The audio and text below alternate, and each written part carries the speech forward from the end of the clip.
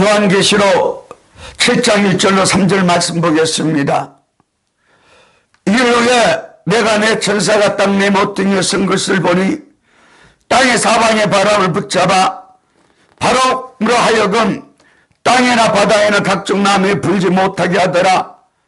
또 그러면 다른 천사가 살아계신 하나님의 인을 가지고 해 돋는 데로부터 올라와서 땅과 바다를 해롭게 할 권세를 얻은 내 천사를 향하여 큰 소리로 외쳐 가로되 우리가 우리 하나님의 종들의 이마에 인치기까지 땅이나 바다나 나무나 해하지 말라 하더라. 잠깐 기도드리겠습니다. 사랑 자체가 되신 아버지여, 그 사랑과 은혜를 생각할 때에 감사한 것뿐이로소이다. 100번 1000번 죽어도 마땅한 죄였사오나 주님의 거룩한 피로 사서 아버지라 부를 수 있는 양자의 영을 주시고 또한 귀한 사명을 맡겨주셨사오니 사명을 감당할 수 있도록 사로잡아 주시옵소서. 우리 주님께서도 이 땅에 오신 것은 아버지 말씀을 이루러 이 땅에 오셨습니다. 말씀대로 화목제물이 되게 하시고 말씀대로 구름 타고 올라가시고 말씀대로 다시 오실 때에 이 시대에 우리가 예언의 말씀을 읽고도 그 지키되 아버지와 주님께서 원하시는 그 말씀을 이룰 수 있는 도구로만 사용하여 주시옵소서. 시종일관을 맡아 다스려 주실 걸 믿고 예수님 이름 받들어 감사하며 기도합나이다. 아멘. 해롭게 할 권세와 인치는 일입니다. 해롭게 할 권세와 인치는 일. 마귀도 권세를 받았고 하나님의 종들도 이 권세를 받는다는 것입니다. 하나님께서 인간 종말의 역사를 보일 적에 해롭게 할 권세와 인치는 일에 대하여 천사로 지시하신 것은 이 다음과 같은 두 가지 뜻이 있다. 이 두 가지. 해롭게 할 권세, 이 일대지는 1절로 2절을 보면은 땅이나 바다나 나무나 해하지 말라. 땅이나 바다나 나무나 해야는 하려는 원자판이겠지요. 예. 해롭게 할 권세. 하나님은 해롭게 하는 일도 새 시대를 이루는 일에 큰 권세를 주는 것이다. 왜냐하면 해야 할 자를 해하도록 함으로써 새로운 시대가 이루어지기 때문입니다. 금일의 인간 과학의 이 문명의 선구자로 되는 나라는 미영불소라고 할 수 있습니다. 이 나라의 과학 발전이 전 세계 인류에게 이 나이까지 유익을 줬다고 아니할 수가 없다. 그러나 결국은 땅과 바다를 해롭게 할 것으로 보여준 것이다. 과학 문명이 발달되다 보니까 원자탄도 빨리 만들었지요, 내 나라가요.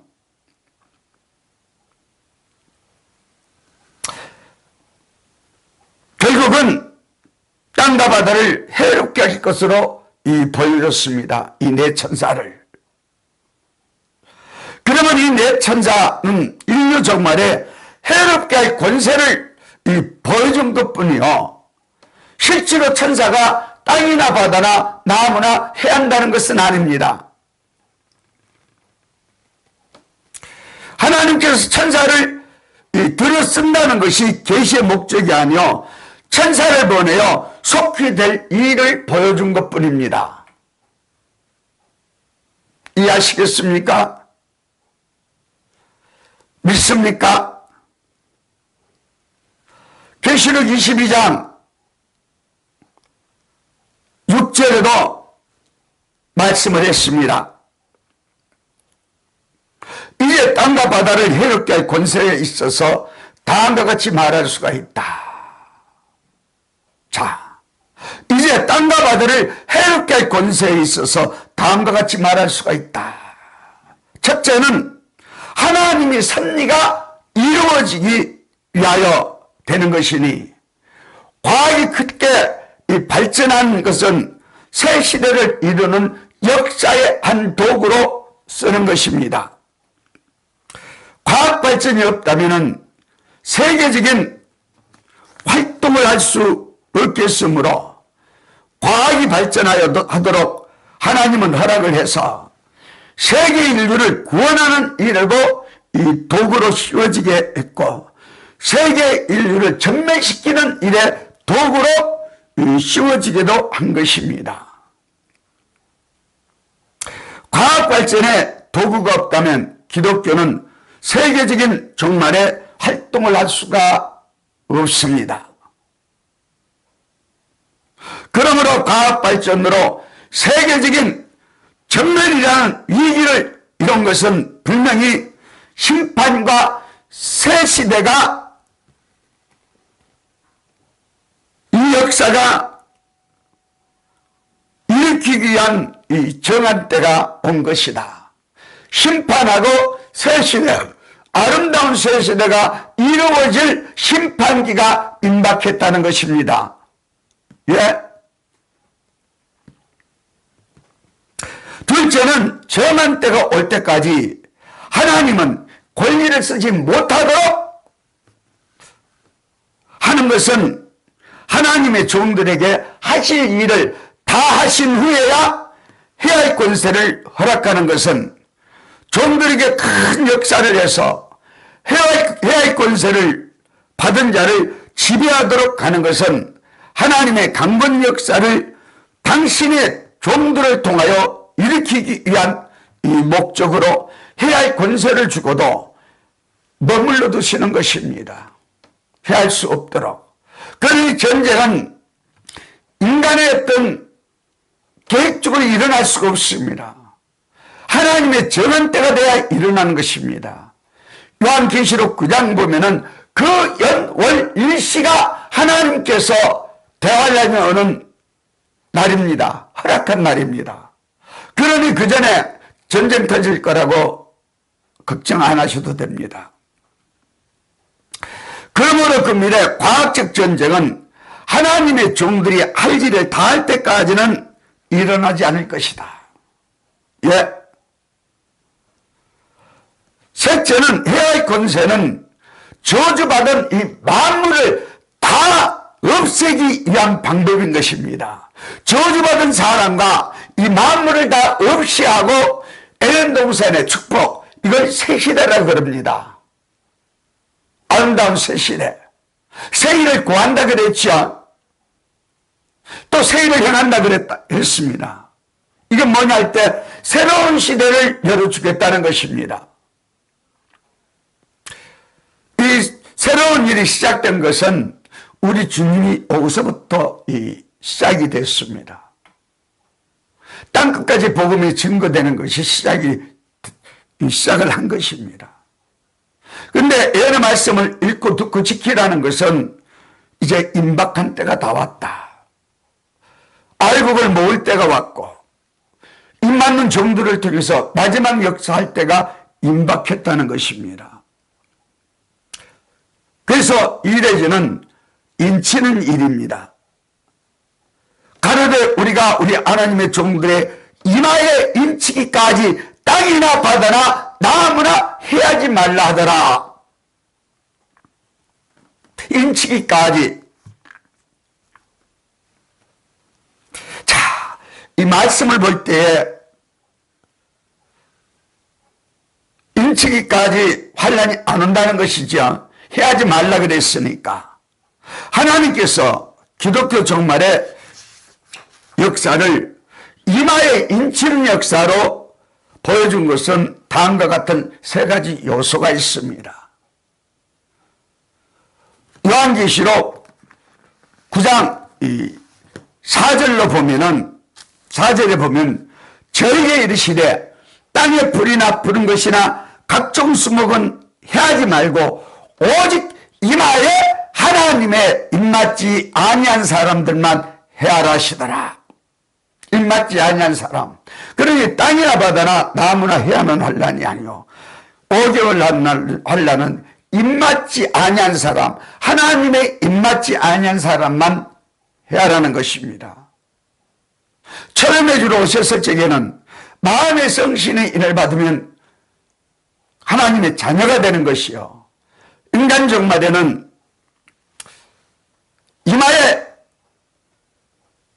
하나님의 인을 받아야만 환충 때 피해를 당하지 않습니다. 죽고 싶거나 죽음을 피하는 이런 환란을 당치 않는다는 것입니다. 그래서 입 맞는 일이 얼마나 중요하다는 걸 우리가 알 수 있습니다. 첫째는 피해를 당하지 않게 한다는 일입니다. 입 맞은 종은 저 환충 때가 절대 피해를 줄 수 없다. 이를 치는 일은 하나님께서 종마다 직접 침으로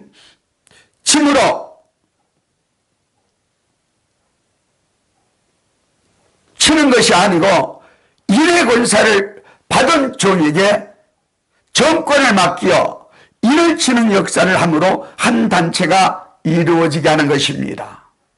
예? 단체, 1인자가 아니라는 것입니다. 몸이 죽고 그 영혼이 구원받는 것은 단체적인 구원이 아니고 개인이 한 명에 의하여 천사의 인도를 받아 그 영혼이 낙원으로 가는 역사였습니다. 누가복음 16장 21절 먼저 다시 읽어주시기를 바랍니다.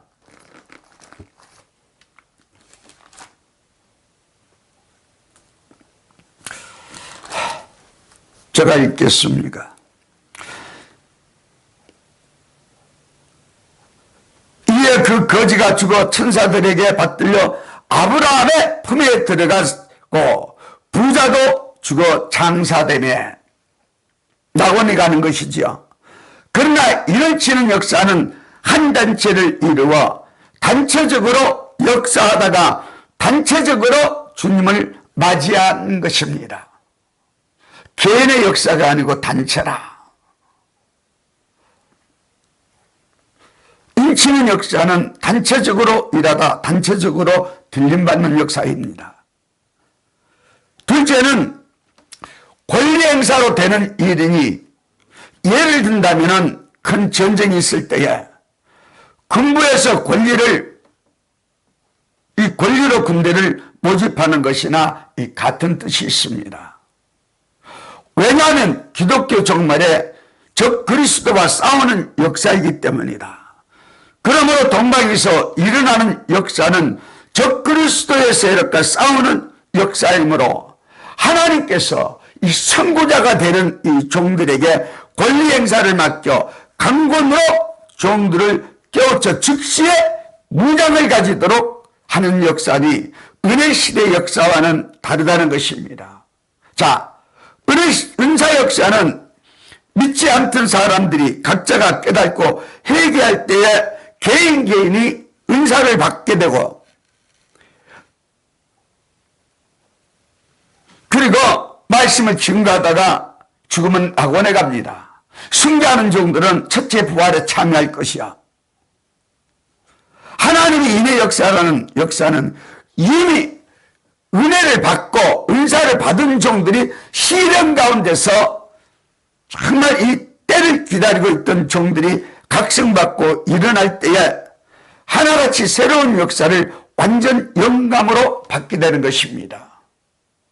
그래서 지금 은사를 받고서 말씀 보면서 지금 시련 속에서 많이 지금 숨어있는 종들이 있습니다. 혹은 토굴이나 산골이나 골방이나 하나님만 아시는 것이죠. 우리 주님만 압니다. 완전 영감을 받게 된다. 마음이 지폐를 가진다 하면 다소를 막론하고 참된 종들은 일시에 인의 역사를 받는 일이 있게 되는 것입니다. 인의 역사를 일시에. 예를 든다면 훈련소에서 이 군대들이 일시에 훈련을 받고 나가듯이 하나님의 종들이 권리 행사를 행하는 이 종을 통하여 일시에 완전 영감을 받게 될 때에 하나같이 권리 있게 싸울 수 있는 용사가 되는 것입니다. 자, 바울에게도 말씀을 기록할 수 있는, 성경을 기록할 수 있는 영감을 특별히 주었지요. 예? 특별히 주었습니다. 인간정말에도 자, 그 역사는 성신의 역사였지요. 근데 인간정말의 역사는 하나님의 역사인데 이 권세가 따른다는 것입니다. 예? 셋째는 하나님의 이는 마귀 권세를 때려 부수는 역사를 가르친 것이니, 예를 든다면 군대가 계급을 막론하고 똑같이 적군을 때려 부술 수 있는 이 권리가 있지요. 권리가 있습니다.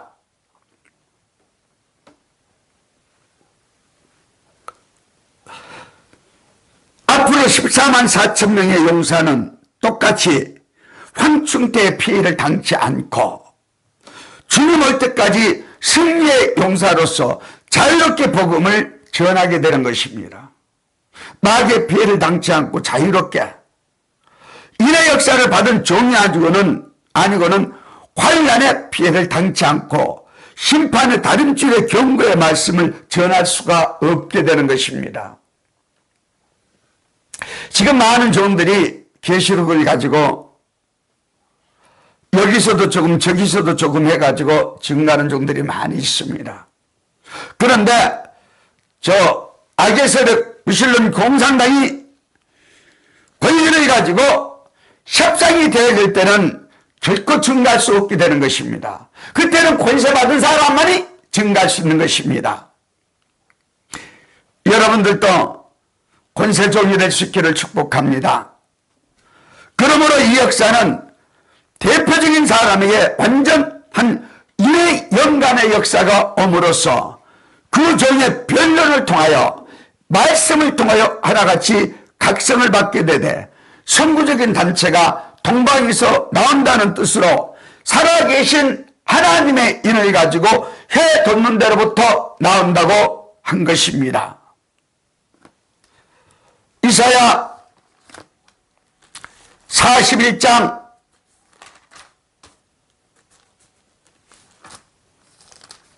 25절에도 내가 한 사람을 일으켜 북방에서 오게 하며 내 이름을 부르는 자를 해돋는 곳에서 오게 하였나니 그가 이르러 방백들을 해산물같이 토기장이여 진흙같이 밟을 것입니다. 해돋는 곳에서 온다 그랬지요. 우리나라 동방 예주고요. 동방 땅 끝이라는 건 누구나 다 아는 상식입니다. 저 이스라엘에서 볼 때, 밤모섬에서 볼 때에 쫙 끄면은 동쪽을 끄면은 우리나라입니다. 우리나라도 저 끝입니다. 부산 쪽으로 연결이 되게 되어 있습니다. 다 꺼지게 되어 있습니다. 아랫지역으로. 그래, 해 뜨는 데서부터 시작된 것이니까, 나타난 것이니까. 그리고 59장 19절에도 서방에서 여호와의 이름을 두려하겠고, 서방에서 앞으로 동방 역사가 일어나면 그렇습니다. 자, 해돋는 편에서 그의 영광을 두려할 것은 여호와께서 그 기운에 몰려 급히 흐르는 하수같이 오실 것입니다. 심판주지요. 해돋는 편에서 마지막 역사는 동방 우리나라에서 일어납니다. 이 복음을 받는 사람들은, 종들은 아마 다 숨은 비밀이 있을 겁니다. 받은 계시가 있을 거라 이런 말씀입니다. 혹은 꿈속이나 기도하다가 하는 문이 열려서 계시록 2장과 3절 말씀대로 어떤 사람에게는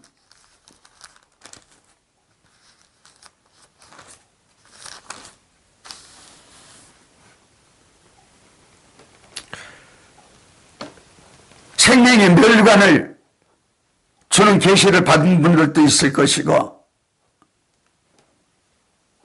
또한 만나를 먹고 힘도를 받은 사람들도 있을 것이요,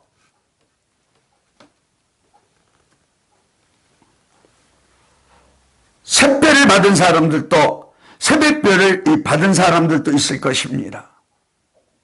또한 흰옷을 입혀준다는 입혀주는 이런 꿈을 꾼다든지 계시를 받은 분들이 있을 것입니다.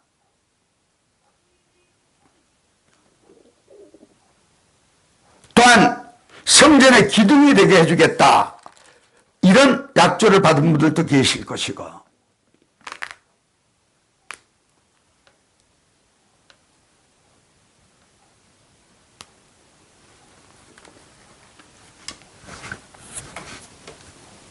자, 결론적으로 해롭게 할 권세는 이 세상의 정권에 맡겼습니다.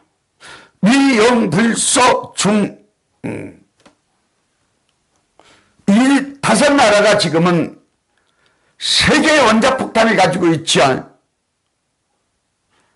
계시록 7장에는 네 천사인데 왜 중동에 들어가느냐, 이사야 19장에는 다섯 성읍이라 그랬습니다. 그래서 하나는 장망성이라 그랬습니다.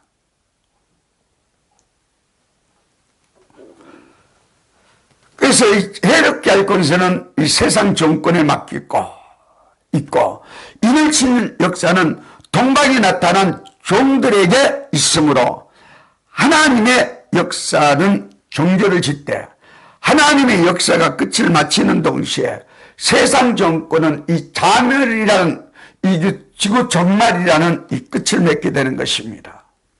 비참한 전쟁. 공산당 그때는 멸절당합니다. 자본주의나 인본주의나 공산주의나 할 것 없이 이 세상 전멸입니다.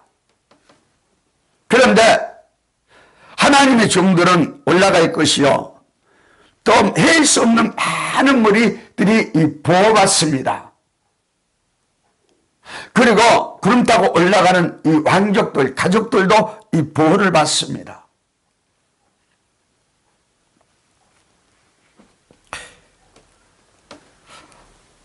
하나님의 역사가 끝을 마치는 동시에 세상 정권은 자멸이라는 비참한 전쟁이 이루어질 것이다. 그래서 이 환란을 말씀할 때에, 자, 화와 3대 화 중에 첫째 화는 지나갔으나, 계시록 9장에 그랬죠. 5개월 화는 지나갔다는 것입니다.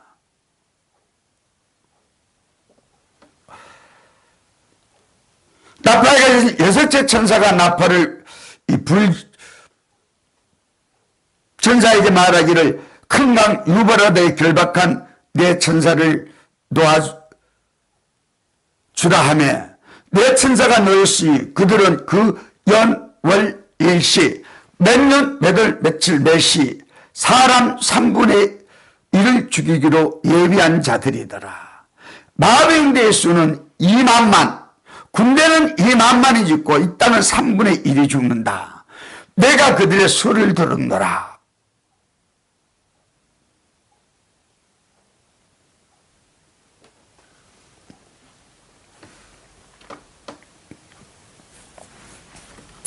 화화 중에 이 둘째 화입니다. 여섯째 천사가 나팔을 부는 환란이 올 때에 이 세상은 자멸이라는 무서운 환란, 그리고 아마겟돈 전쟁이 터짐으로써 이 땅이 세 갈래로 갈라지고 섬들이 간데 없어지고,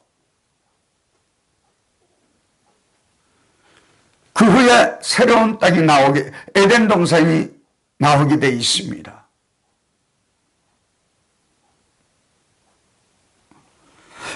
하나님의 인의 역사라는 것은 원수를 갚는 권세 역사인 만큼 이 역사가 있으므로 기독교는 택한 자의 원한이 다 이루어지게 되는 것이다. 예. 환란중의 역사는 종들은 다 이스라엘적인 새로운 왕국을 이루는 뜻에서 보여준 것입니다. 이스라엘이라는 것은 간단히 말씀드리면 야곱이 약복강가에서 기도로 이겼다는 것이요.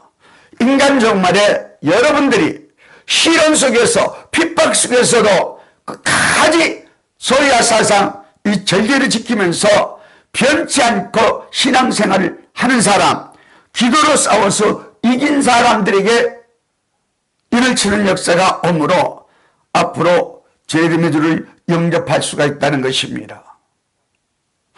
여러분들 싸워서 이겼죠? 그럼 변화성도 됩니다.